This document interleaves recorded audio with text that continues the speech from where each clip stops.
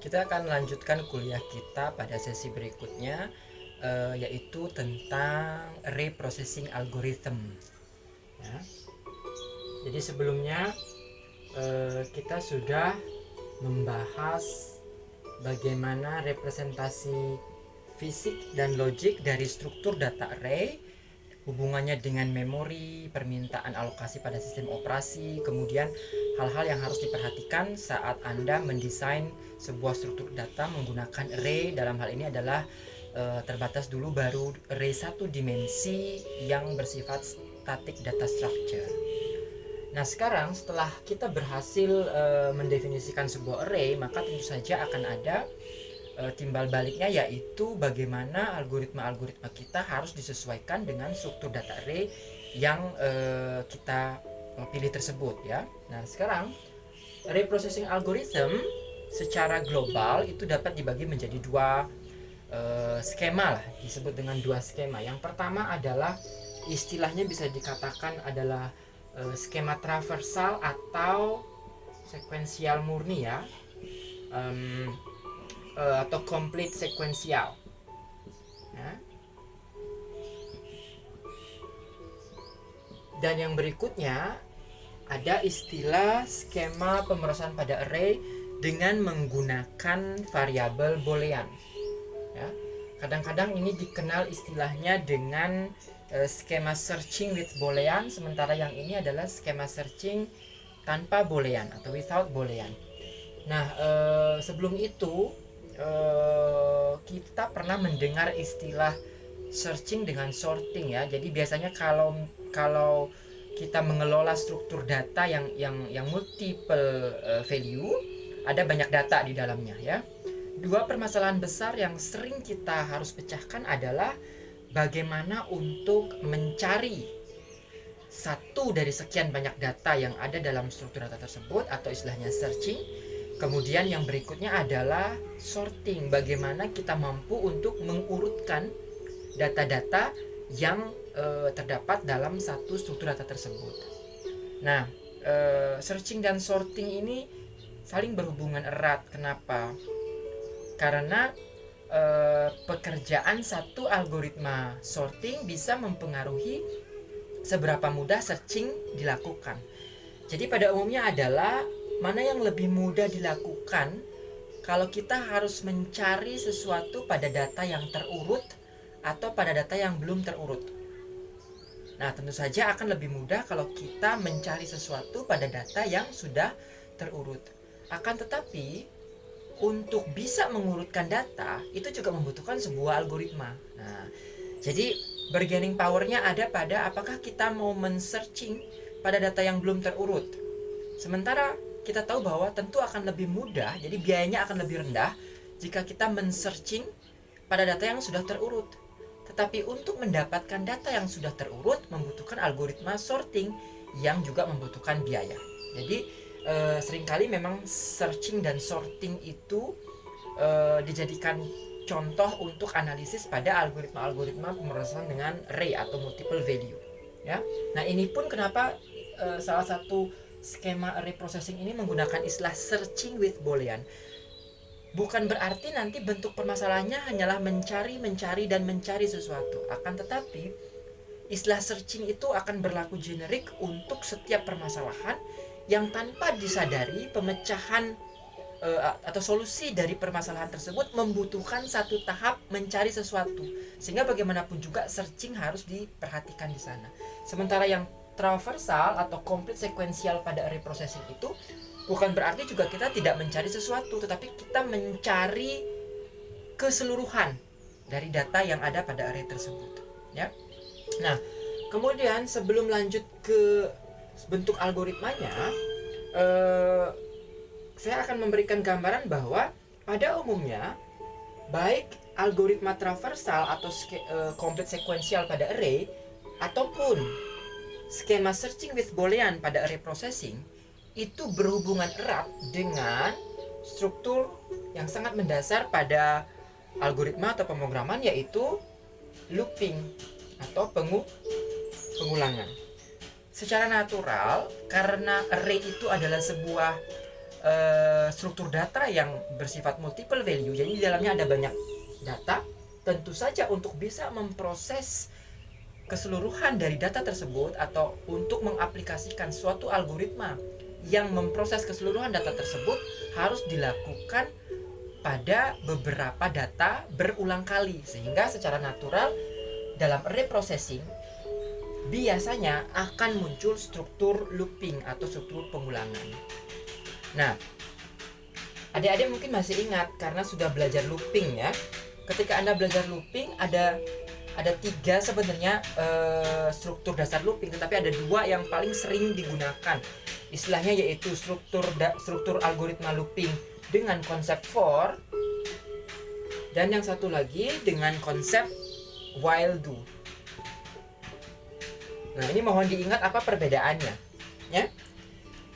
Pada dasarnya skema pengulangan dengan konsep for itu dikenakan kepada permasalahan-permasalahan pengulangan yang jumlah pengulangannya sudah pasti. Misalkan, saya ingin mengulang menulis, saya sedang belajar algoritma sebanyak 10 kali. Nah, itu artinya menggunakan skema for, karena kita sudah tahu berapa kali kita akan mengulang untuk melakukan aksi dari algoritma tersebut, 10 kali, jadi pasti. Ya. Sementara kalau menggunakan skema while do, aturan dasar pertama yang harus kita ingat yang berbeda dengan for adalah bahwa jumlah pengulangan yang akan dilakukan oleh algoritma tersebut tidak bisa dipastikan. Tetapi kita tahu akan dieksekusi minimal sebanyak 0 kali atau dieksekusi maksimal sebanyak sekian kali dari data yang kita punya. Hanya saja dalam proses pengulangan dari 0 kali menuju maksimal n kali tersebut, ada kemungkinan algoritma kita harus berhenti di tengah jalan. Jadi itu menggunakan skema while biasanya. Sementara kalau for, asumsinya adalah kita tidak akan pernah berhenti di tengah. Ketika mengulang sebanyak n kali, maka akan dilakukan n kali.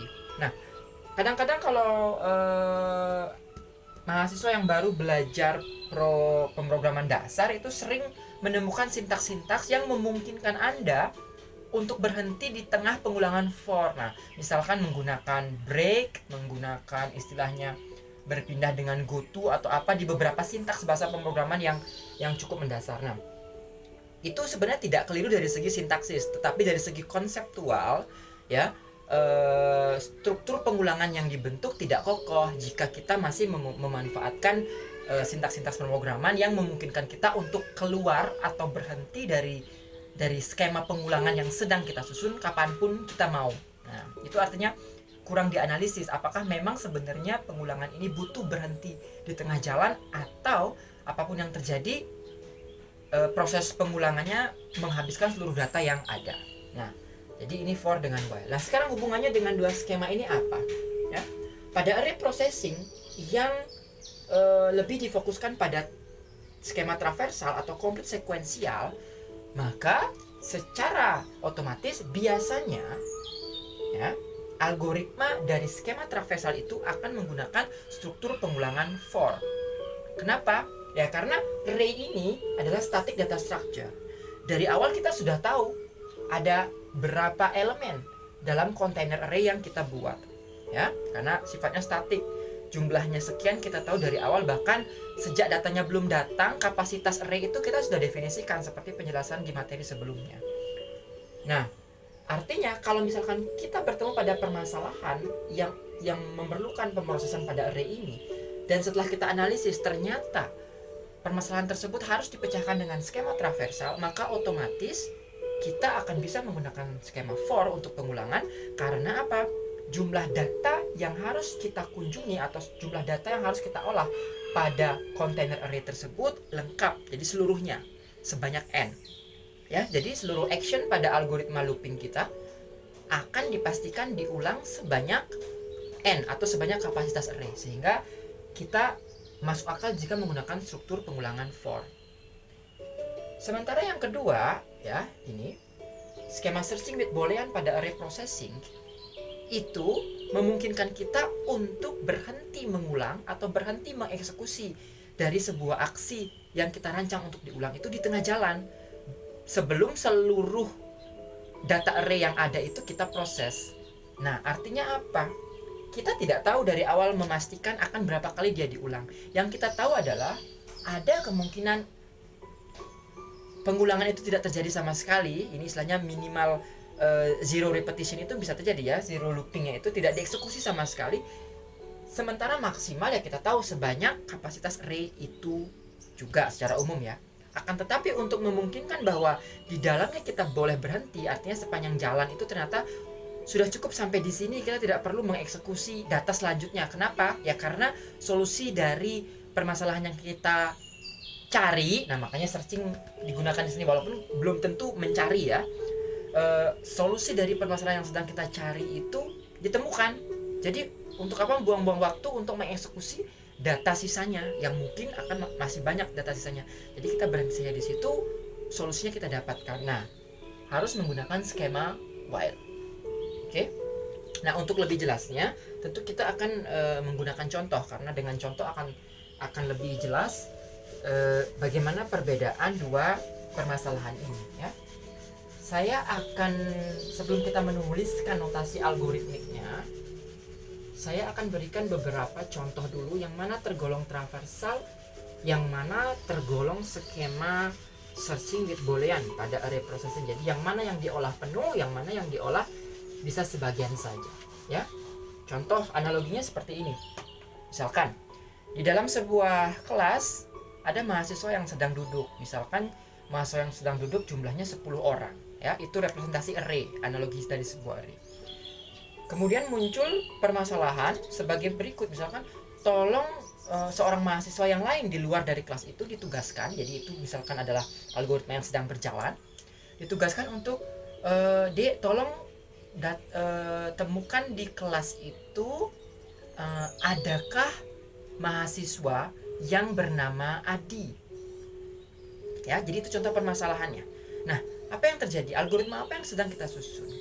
Secara natural, manusia yang ditugaskan untuk mencari atau menjawab pertanyaan apakah ada seorang mahasiswa di kelas itu yang bernama Adi.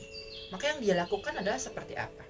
Dia masuk ke kelas, ya, secara alami ya tentu mahasiswa tersebut akan bertanya, ada yang namanya Adi tidak di sini? Oke, itu manusiawi sekali. Tapi yang lebih agak sedikit semi machine adalah dia akan datang di kelas, jadi algoritmanya kan harus step by step. Kemudian ada mahasiswa berderet 10 ya. 1, 2, 3, 4, 5, 6, atau saya potong 6 saja deh. Ada mahasiswa nomor 1, nomor 2, nomor 3, nomor 4, nomor 5, nomor 6 ya. Kemudian dia akan mencari apakah ada yang namanya Adi. Apa yang terjadi? Mahasiswa yang datang itu akan bertanya pertama kali pada yang duduk di bangku nomor 1. Apakah kamu namanya Adi? Jawabannya tentu ya atau tidak. Apa yang terjadi ketika jawaban yang nomor 1 ini tidak? Oh, nama saya bukan Adi. Itu artinya apa? Apakah mahasiswa yang mencari Adi itu langsung menemukan jawabannya bahwa tidak ada pak yang namanya Adi? Kan belum tentu. Kenapa? Karena masih ada 5 mahasiswa berikutnya yang belum dicek. Nah, akhirnya dia akan melanjutkan ke pertanyaan ke mahasiswa yang di bangku nomor 2. Apakah Anda yang bernama Adi? Ternyata tidak juga. Berarti algoritmanya belum menjawab. Kita belum tahu apakah ada yang namanya Adi di kelas tersebut. Sehingga lanjut lagi ke permasalahan yang berikutnya. Nah, misalkan di nomor 3 ini adalah seorang mahasiswa yang memang namanya Adi. Apa yang terjadi?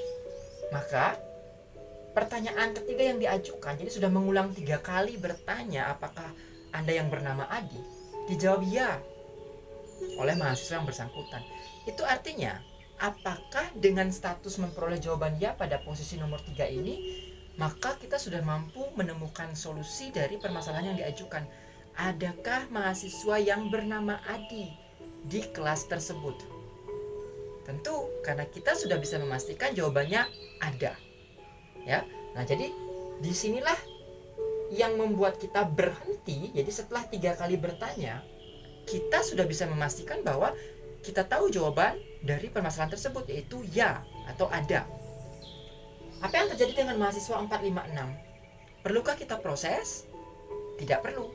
Kenapa? Karena apapun yang terjadi dengan jawaban yang ada di nomor 3 ini, kita sudah memastikan diri bahwa ada yang bernama Adi. 456 kita tidak perlu proses, jadi menghemat biaya pemrosesan. Nah, itu adalah contoh algoritma pemrosesan pada array yang menggunakan skema searching with boolean.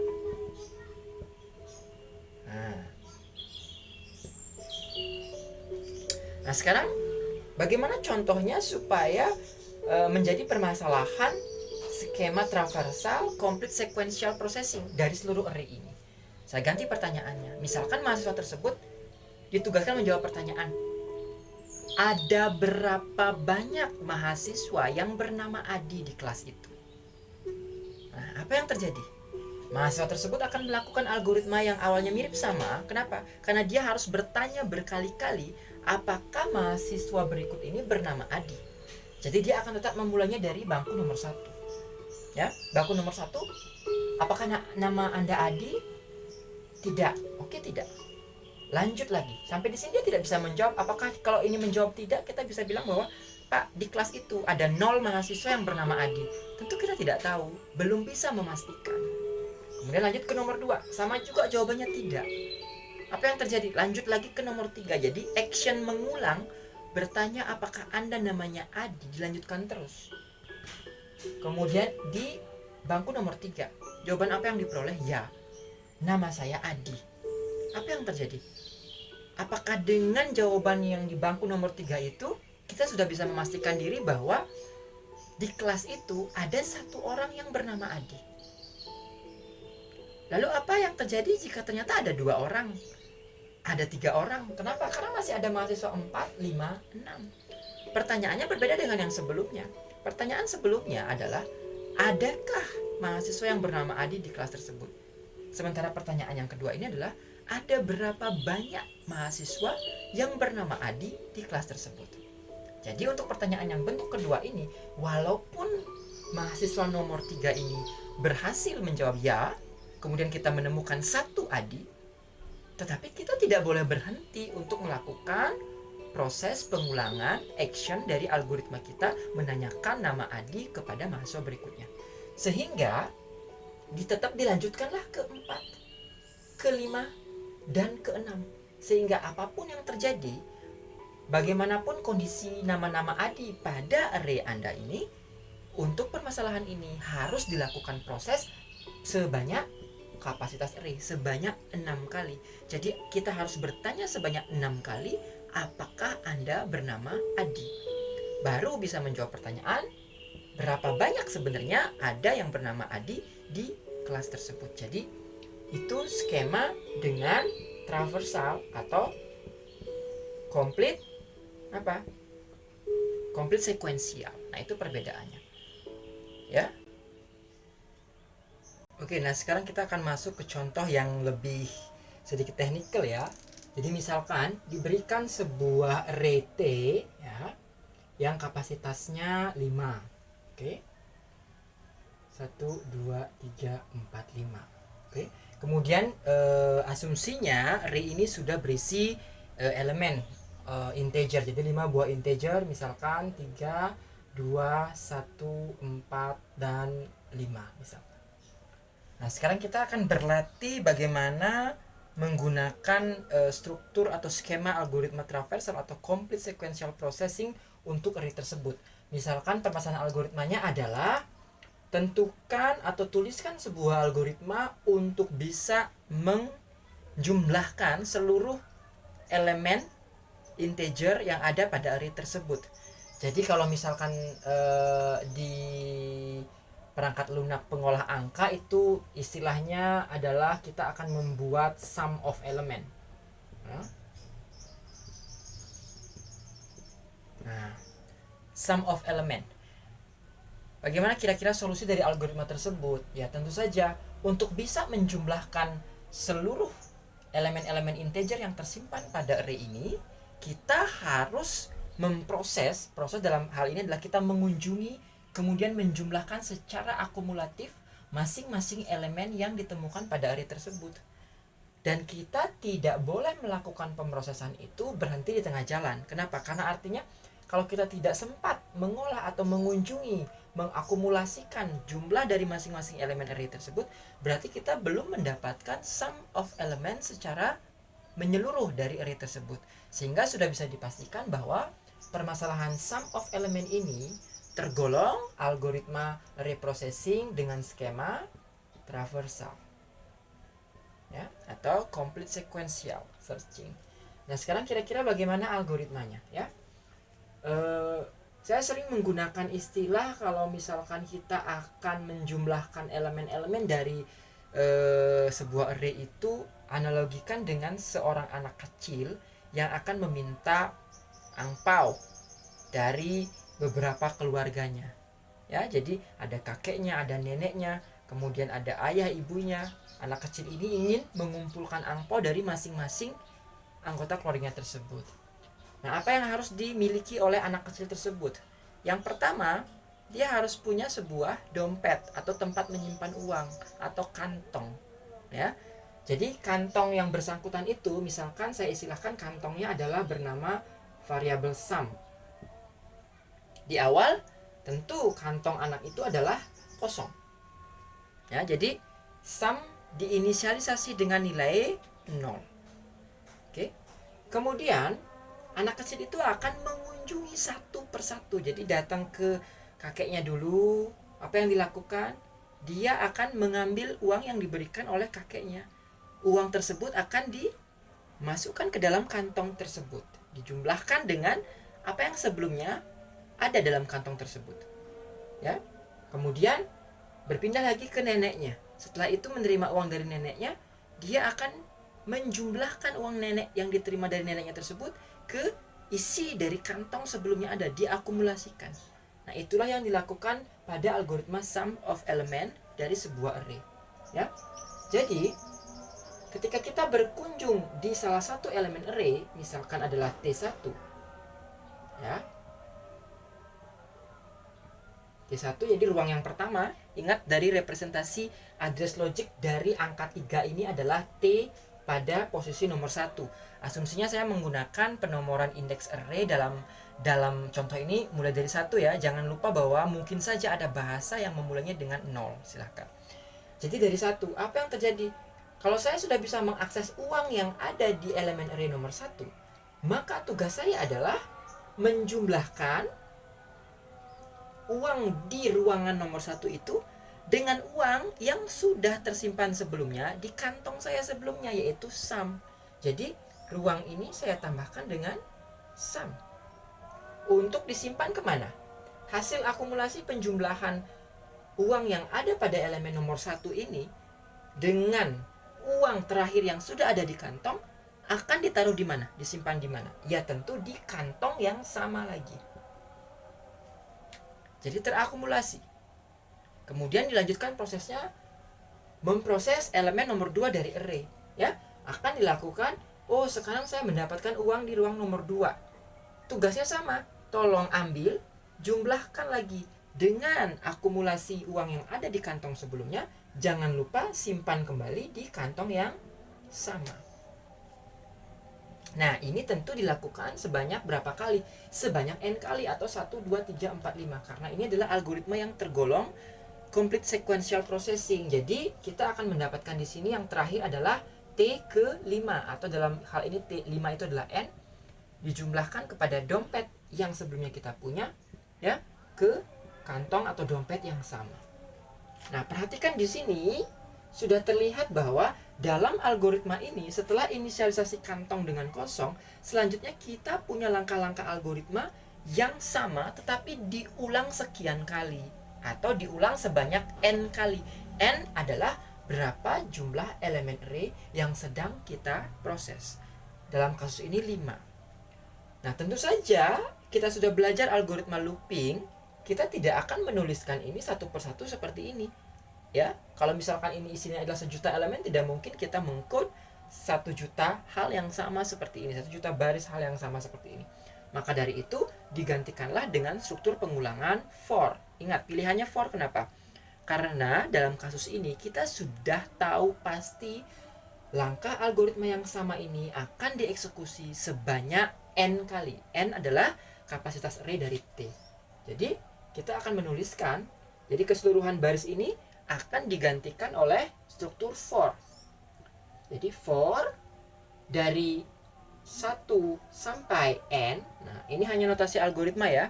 Kalau di bahasa pemrograman nanti ada caranya menuliskan bagaimana memindahkan indeks array dari 1 sampai n. Itu artinya kita melakukan pengecekan indeks array dari ruang 1, ruang 2, ruang 3 sampai ruang n. Ya. Jadi kita melakukan for, apa yang kita lakukan? Kita akan menjumlahkan ya, dompet seperti ini dari setiap array pada ruangan ke i dengan jumlah yang sebelumnya sudah ada. Ya. Nah, saya akan hapus ini sedikit supaya lebih kelihatan. Nah.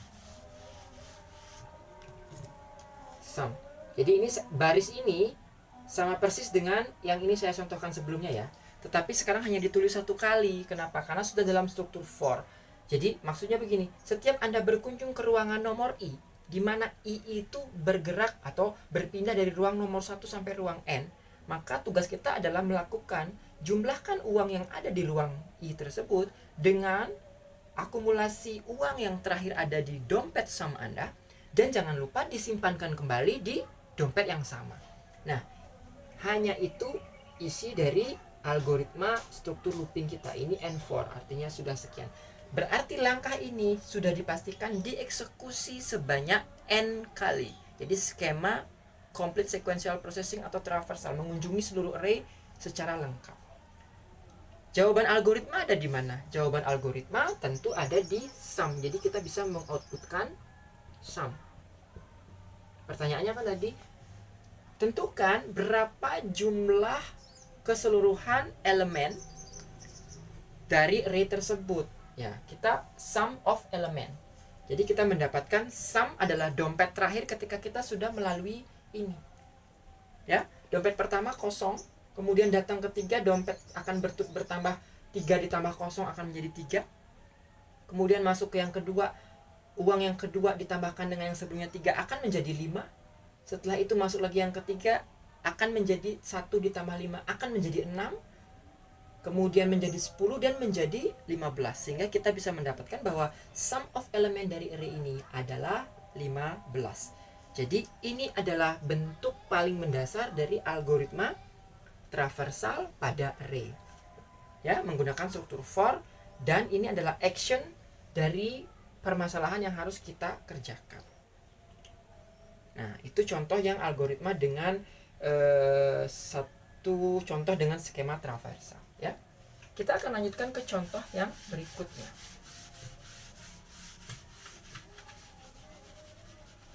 Oke.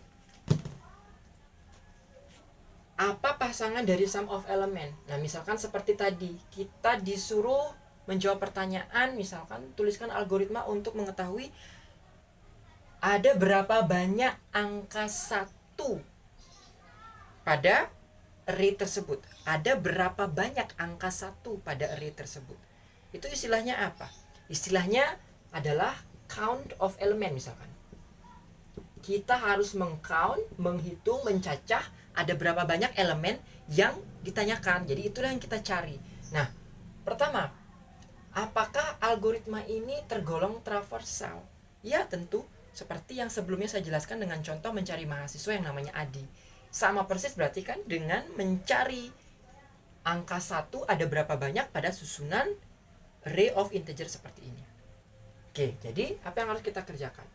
Pertama, kita harus punya tentu saja variabel yang akan menampung proses pencacah kita, ya, count. Ini pertama kali tentu adalah 0. Kenapa? Karena kita baru memulai, kita belum tahu apakah ada yang kita cari, ada berapa banyak nantinya.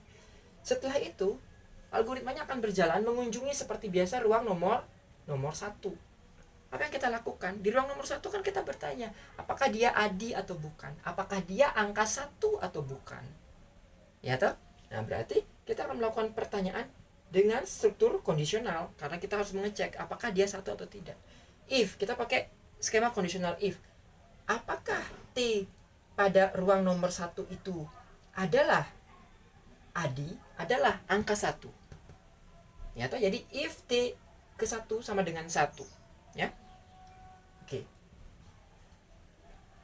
Jika dia sama dengan 1, karena ini adalah skema conditional if, maka apa yang kita lakukan? Berarti pencacah kita harus kita tambah, karena kita menemukan 1 yang kita cari. Jadi apa yang kita lakukan? Kalau ternyata dia 1, kita akan menambahkan count, jadi pencacah kita yang sebelumnya 0 ditambah 1. Jangan lupa disimpan, diupdate di tempat yang sama, yaitu di count pencacah kita yang sama. Ya. Nah, kemudian struktur kondisional ini apakah punya else? Apa yang terjadi jika yang kita tanyakan itu ternyata bukan Adi atau bukan angka 1 yang kita cari? Ya, tidak ada action apapun yang dilakukan. Jadi skema kondisional ini cukup hanya dengan mengecek apakah dia angka 1, apakah dia mahasiswa yang bernama Adi. Jika iya, tolong tambahkan pencacah saya dengan 1 yang sebelumnya 0. Jika tidak, kita tidak melakukan apa-apa. Jadi ini tidak perlu action negasi atau else di dalamnya. Ya. Nah, langkah mengecek elemen nomor 1, nomor 2, dan seterusnya, ini seperti tadi kita jelaskan harus dilakukan lengkap sampai ke nomor 5. Tidak boleh ada yang menghentikan di tengah proses kita, walaupun yang di tengah itu Adi atau bukan. Jadi tetap harus dilanjutkan, ya, karena ini tergolong skema traversal. Sehingga struktur ini cukup kita tinggal bungkus dengan menggunakan for. Tolong lakukan langkah-langkah ini seperti tadi.